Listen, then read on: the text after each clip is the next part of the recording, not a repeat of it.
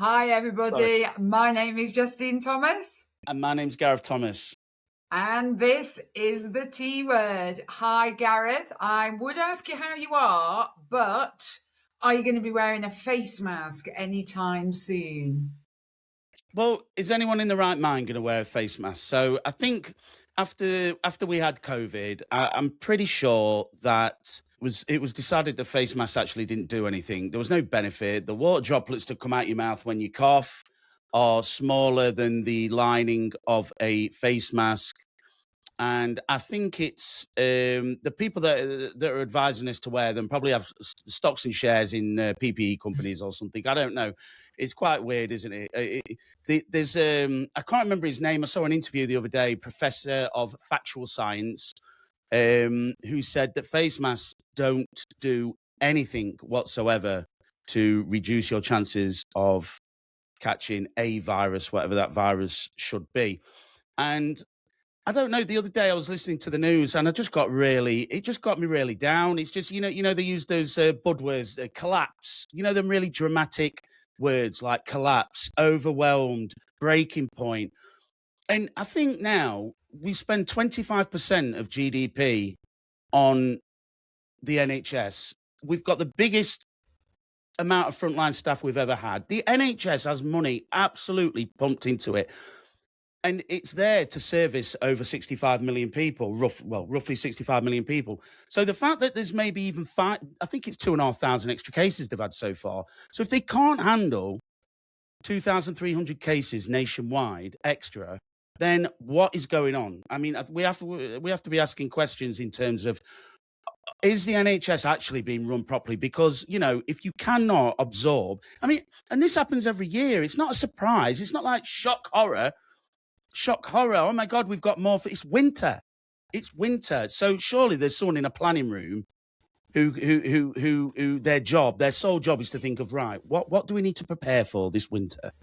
Flu might be one of them. So I don't know. I'm a bit bored of it. Yeah, but you might not be bored of it if you caught flu. I mean, at the end of the day, flu is a very dangerous illness for vulnerable people. Nobody's disputing that. But the thing that sort of started it all off in terms of the face masks was Daniel Elkelees of NHS providers, who went on Times Radio, and he said that anybody with cold or flu symptoms must wear a face mask. So when he says must, he might be using that in the sense of, oh, you really must do this. But at the end of the day, people like that need to be very careful about their language, unless he's part of the government's famous nudge unit that came into the fore during COVID. But saying people must wear a face mask is, like you say, I mean, in terms of the efficacy of actually wearing a face mask, who's it protecting? Is it protecting you? Is it protecting somebody else? And I know what you're saying about, the particles that come out of the face mask. Well, look, if I sneeze and I've got a terrible cold, if I sneeze into my hand, I'm probably not going to catch all of the germs, am I? So yeah, use your handkerchief. Excellent. Carry a clean hanky. Happy days. Stay away from people if you're sick. And if you're vulnerable, stay away from people who are sick. And yeah, get a flu jab. I mean, I'm not opposed to people getting flu jabs, but trying to nudge people potentially. I mean, NHS providers is part of the NHS. It's a paid for service by the taxpayer. It's a government service.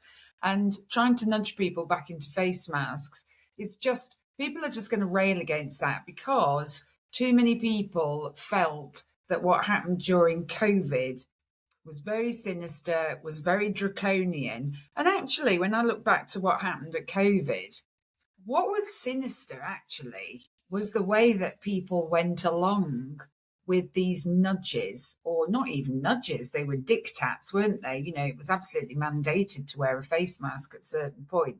And then you had the ridiculous thing of people wearing these like super, super thin things over their faces that, quite frankly, wouldn't have caught a bubblegum bubble, never mind catch any of your bacteria or viruses. Did you ever see that guy was walking around with his missus's knickers on his head? They'd run out of face masks. Have you actually had flu? I've had flu once that I'm aware of. I was very, very ill. I've had it once. Yeah, I was about You ain't 27. going out if you've got flu. You're not going out if you've got flu. So, most people who've actually got the flu virus are going to be in bed. They're not going to be out and about. And at the end of the day, how's about just a bit of manners? Just, if you need to cough, cover your mouth. Have you noticed how many people now, I go around the supermarket, have you noticed how many people will walk around in the supermarket and just cough openly without even putting their hand over the mouth? It's disgusting. Cover your mouth. I am a fan of coughing like that, not coughing into your hand. I took that from COVID. I'll take that one. Into the elbow. Cough into the elbow. But just cover your mouth. That's there's a good idea. Yeah, that's. I think everybody can see that's a practical step. Don't spit when you talk. Don't say words that start with P, and don't say words that start with B when you're talking to people, and you'll be fine. So you won't be wearing a face mask under any circumstances. That's it. You're out. Yeah, I mean, look, the only positive thing I could see about wearing a face mask would probably be if, I don't know, you were sneezing uncontrollably and maybe it would stop, loads of spray going into the atmosphere if you were one of those really inconsiderate people that didn't want to put your hand over your mouth. There are certain people that spit a lot when they talk. There's that one guy that wants to talk to you and being a Brit, you will literally sit there while you're getting pinged with spit, and you'll be like stood there thinking, "Please stop talking to me. Please stop." Have you ever had someone spit in your face, and you can feel it on your face, and you don't want to wipe your face because you don't want to be rude, so you're literally looking at him, and it goes ping, and you think he's just got me, and then the ping, and then you'll go like. Anyway, what was you saying? I've never done that because I would literally just do that if somebody did that. Oh, no. No, it's like when you don't want to be rude and someone spits on your face and you just stop there and it's like... But I have, if someone's like spittled and it's landed on your lip, I mean, that is super shocking. And that's just awful. But to your point... Well, maybe we should all wear face masks all the time then. But that's the thing. But that's the thing, isn't it? It literally, but you could take it to any extreme that you wanted to. You could mandate for compulsory face masks forever to prevent any sort of fluids being projectiled onto another human being. But back to the NHS. No, I think you're right about your point, because they start using terms like unprecedented, and this guy said there was a tidal wave. But like you say, I mean, doesn't this happen every year in the NHS? And we're spending £30 billion a year more on the NHS than we were just before COVID. And we're about 19% less productive in terms of how they manage productivity. So we've got less productivity and it's costing us more. But apparently, according to Keir Starmer at PMQs earlier this week, he said they're delivering 5 million extra appointments. I'm not sure many people don't know where these appointments are going. Well, they cancel them. They make them and then they cancel them, don't they? Maybe. There's stories about people getting appointments cancelled about 8 times, but do they get all registered as appointments made? I don't know.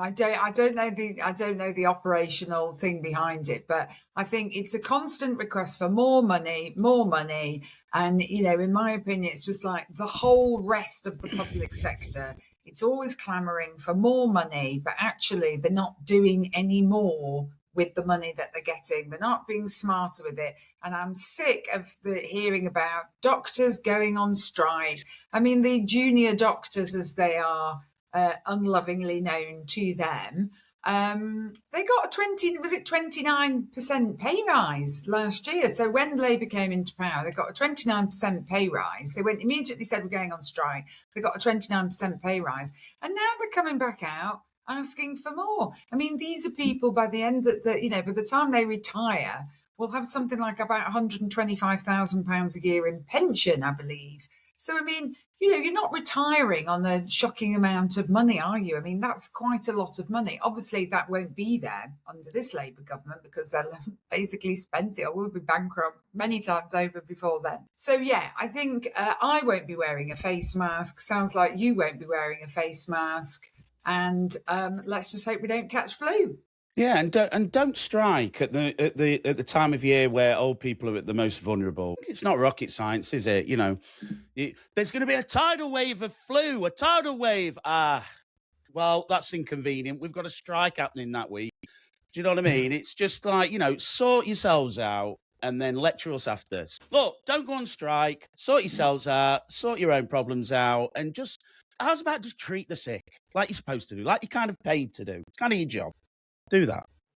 Thank you for watching The T Word. I hope you've enjoyed the show. If you did enjoy it, please give us a like. And if you would like to see us again, then please do click subscribe and come back for more.